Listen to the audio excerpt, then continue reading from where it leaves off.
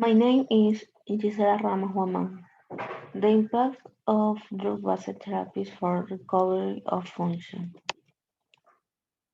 Definition: Stem cell-based therapies are defined as any treatment for disease or a medical condition that fundamentally involves the use of any type of viable human stem cells, including embryonic stem cells and adult stem cells, for autologous and allogeneic therapies. The benefits: there is a drug based on stem cells and it is flexible, mobile.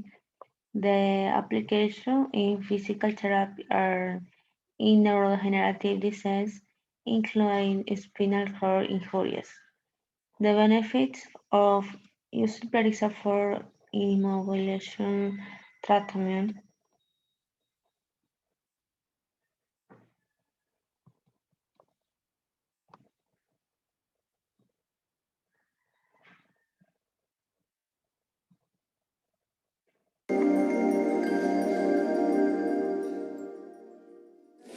Patients who are treated for hematological malignancies, particularly lymphoid malignancies such as multiple myeloma, lymphoma, some of them need to receive high-dose chemotherapy in order to decrease the related toxicity.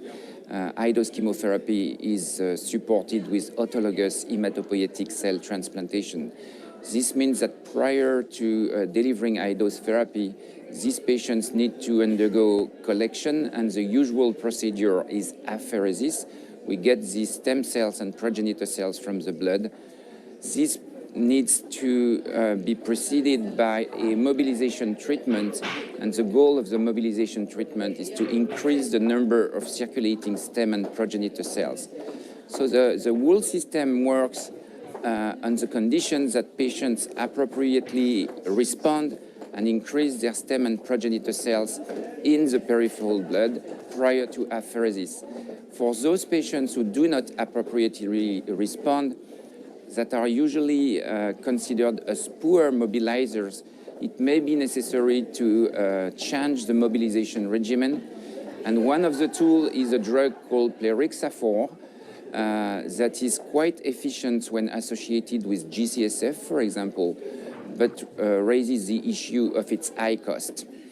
So part of the session in which I talked was dedicated to pharmacoeconomics or medical economics of the use of plerixafor.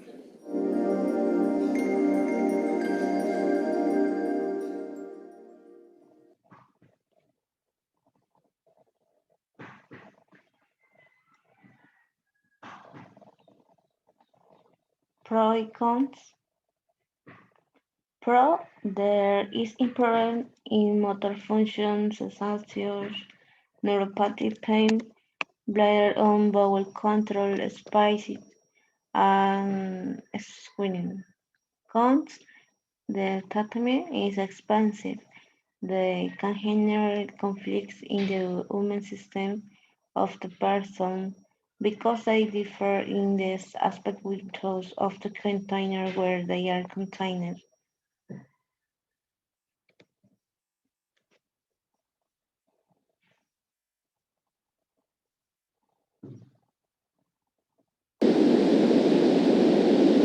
It was February 12th, 2017. I went surfing at Ocean Beach.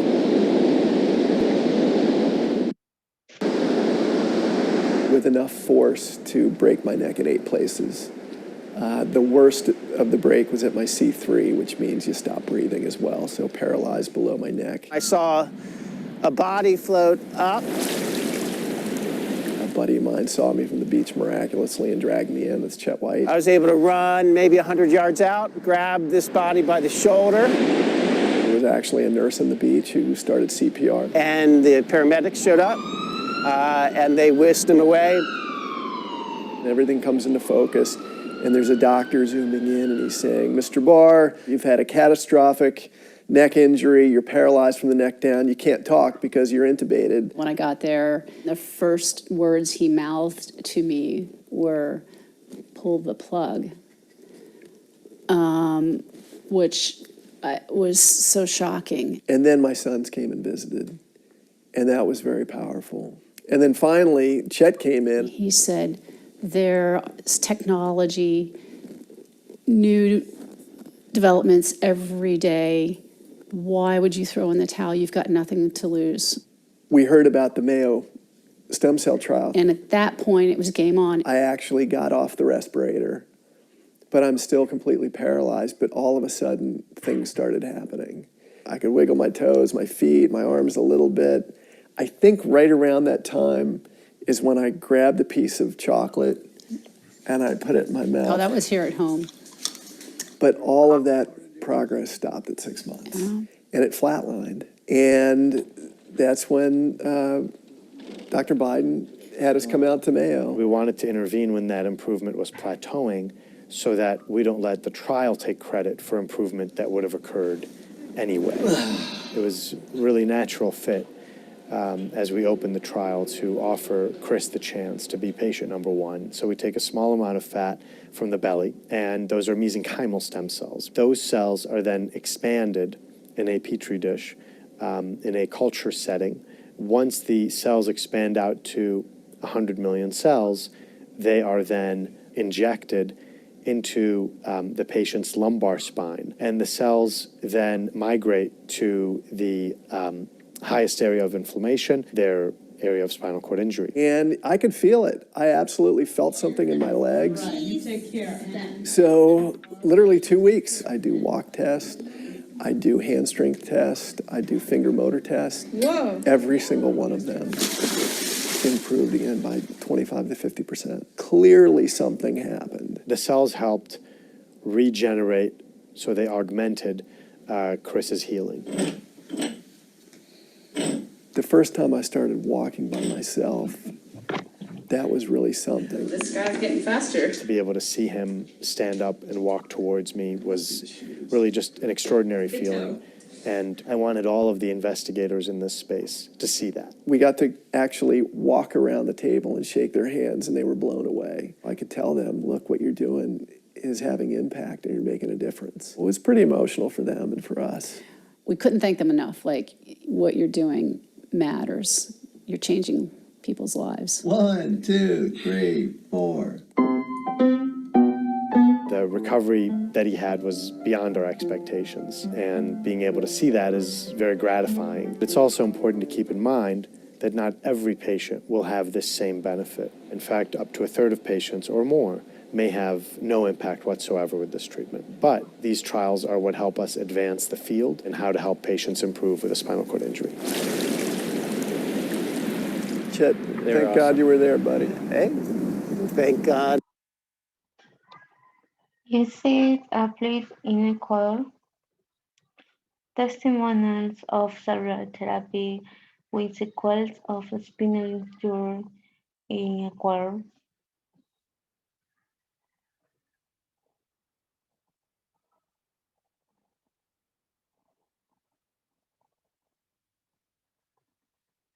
He cambiado bastante. Yo tengo otra, o sea, de vivir, otro tiempo de vida.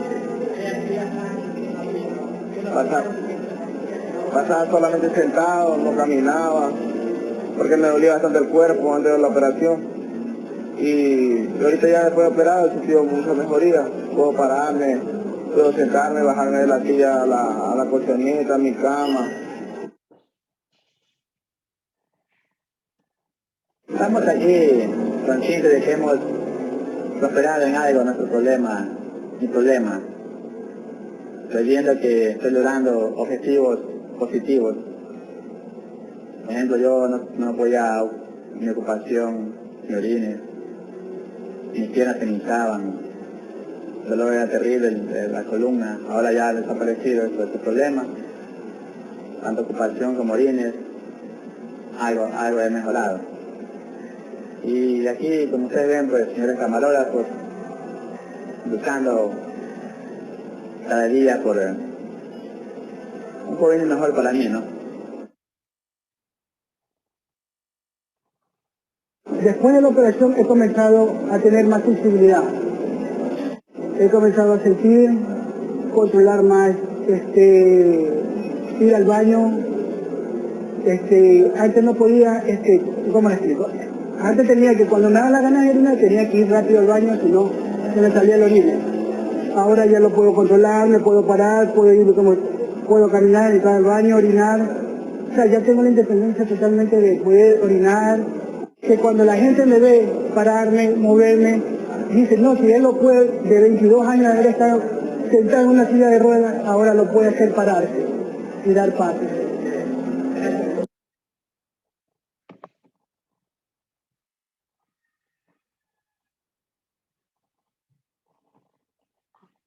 Conclusion, stem cell therapy is becoming a tangible reality by the day, thanks to the mighty research conducted over the past decade.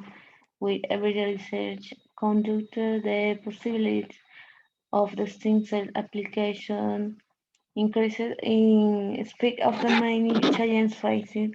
Current progress in the field of the stem cells is very promising, with reports of clinical success in treating various diseases like neurodegenerative disease and macular degeneration progressing rapidly.